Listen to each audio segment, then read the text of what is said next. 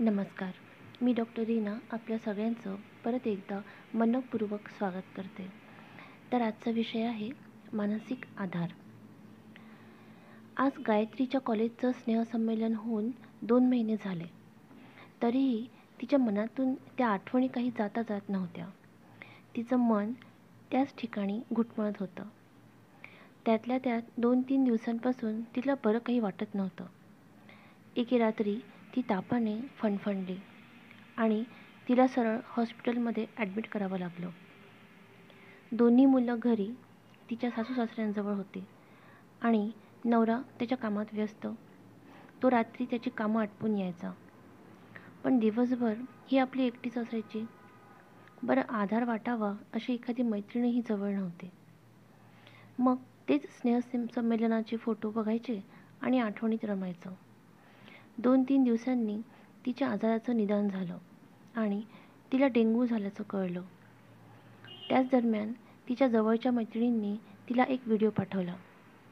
त्यात प्रत्येक मैत्रीण तिच्याबद्दल काही सेकंद बोलली. ते बघून तिला आणखीनच रडायला आलं.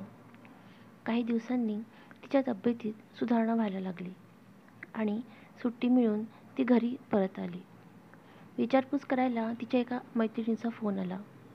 इकडल्या तिकडल्या गप्पा झाल्या आणि म्हणाली, आधी आपण फक्त संपर्कात होतो, पण आता स्नेहसंमेलनात भेटल्यावर वाटतं की असंच भेटत राहावं.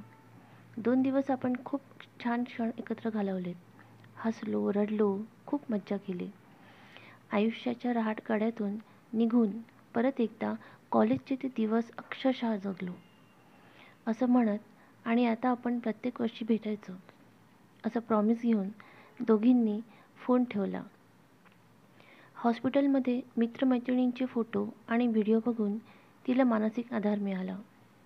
खरंच कधीकधी व्यक्तीला मानसिक आधाराची आणि रोजच्या जगण्यातून क्षणभर विश्रांतीची किती नितांत गरज असते ना, हे यावरून कळतं.